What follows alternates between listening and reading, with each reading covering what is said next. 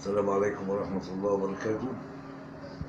معادنا مع دردشة رمضانية. النهاردة بنتكلم عن الحلقة الأولى في دردشة رمضانية. دردشة رمضانية بنتناول فيها أهم الموضوعات، والحلقة ما بتكتفيش على موضوع واحد، الحلقة بتضم كذا موضوع، والنهاردة بنتكلم على كذا موضوع في الحلقة الأولى دي. بنبدأ الموضوع الأولاني. الموضوع الأولاني بعض الناس والجهلة يقول لك في 7 منجيات أو 7 آيات منجيات، بيتكلم على 7 سور أو 7 آيات من القرآن الكريم بيسموهم اللي ينجوا من المهالك. طبعا الكلام ده كلام فاضي، كلام جهل.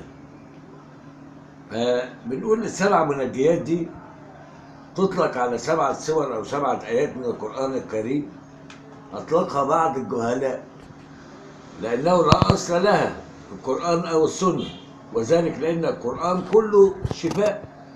يعني مش ال7 آيات دول بس اللي هيسببوا الشفاء من المرض، لا، ده القرآن كله شفاء. مش هنيجي على 7 آيات ولا 7 سور نقول هم دول بس اللي بيجلبوا الشفاء. فبنقول لأن القرآن كله شفاء هداية لمن تمسك به، وكل سور القرآن وآياته راحة للنفس وشفاء للصدور، وهدى ورحمة للعالمين، ونجاة لمن تمسك به، تمسك بالعمل بما جاء في القرآن الكريم.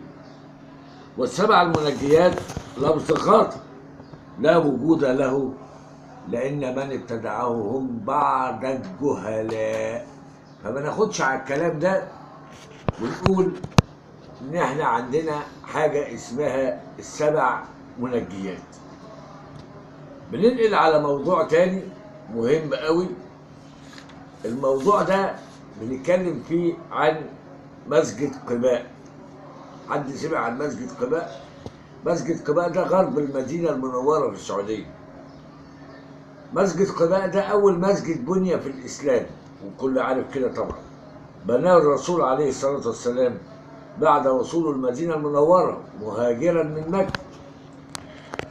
وقد قيل إن الصحابي عمار بن ياسر رضي الله عنه صاحب فكرة بناء هذا المسجد اللي هو مسجد قباء، الذي يبعد عن المدينة المنورة حوالي 4 كيلومترات. وقد قيل عن رسول الله صلى الله عليه وسلم أن من صلى في هذا المسجد ركعتين رجع بثواب العمرة. يعني اللي بيصلي ركعتين في المسجد ده كأنه بالظبط عمل عمرة. يبقى أهمية هذا المسجد عظيمة اللي هو مسجد قباء ده، ويا رب يوعدنا دايما بزيارته يا رب العالمين. ده موضوعنا الثاني النهارده في دردشة رمضانية.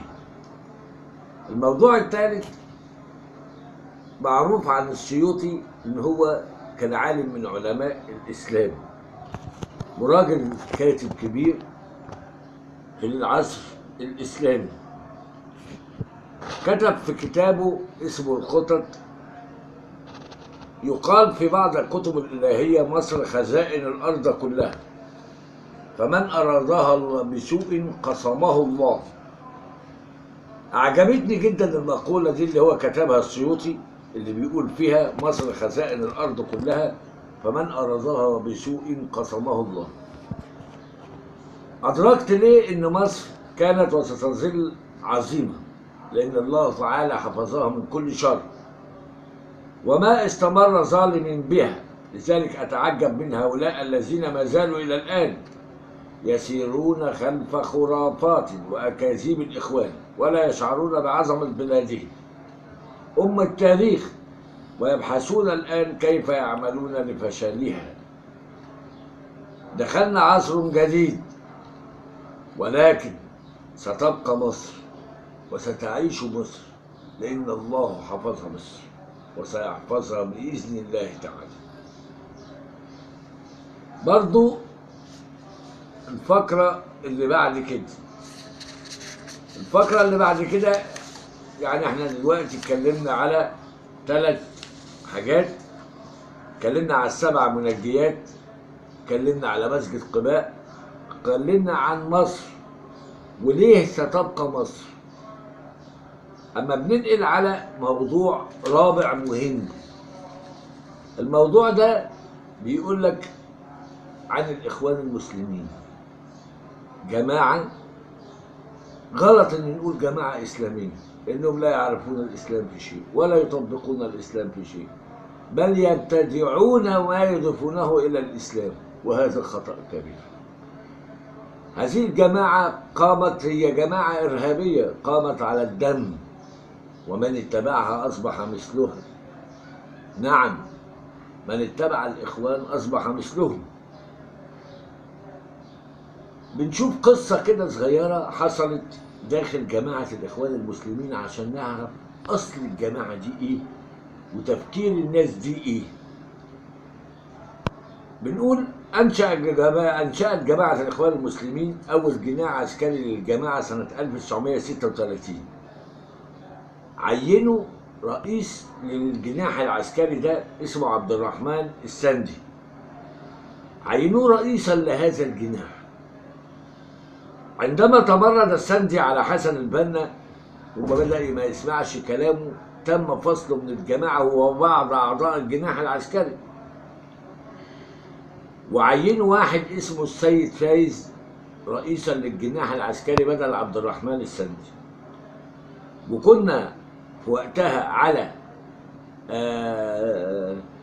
ذكرى مولد النبي الشريف. راح عبد الرحمن السندي ده بعت هدية للسيد فايز في بيته. الهدية دي عبارة عن علبة حلويات مولد النبي، وطبعا راح الراجل السيد فايز مسك علبة الحلاوة دي أول ما وصلت له هدية اللي في البيت، ويا دوبك بيفتح علبة الحلاوة دي في البيت راحت منفجرة فيه هي وهو وأهله اللي عايشين معاه في نفس الشقة. مين اللي عمل المتفجرة دي؟ اللي عملها السندي، بينتقم من السيد فايز لأنه قبل إنه يمسك مكانه رئيس الجناح العسكري في الجماعة. القصة دي بتبين إن جماعة الإخوان المسلمين لمصالحهم ممكن يقتلوا بعض، ما عندهمش هم غالي ولا عزيز، ولازم نعرف كده. ممكن يقتلوا أعضاء جوه الجماعة، يموتوا بعض عشان المصلحة. والدليل قصة عبد الرحمن السندي اللي موت زميله في الجماعة اللي هو السيد فايز هو وعيلته لما بعت له علبة حلاوة مولد النبي دي. أحس السندي إنه انتقم لأن السيد فايز قبل منصبه بعد عزله. ودائما هم الإخوان الغدر طبعهم حتى ولو على حساب المصلحة، يقتلون أعداء منهم. ممكن الجماعة الإخوان المسلمين دي يموتوا ناس منهم برضو على حساب المصلحة. ليه؟ يبقى ده ناس يعرفوا الدين، دي ناس ليها مبدأ، دي ناس ليها عقيدة.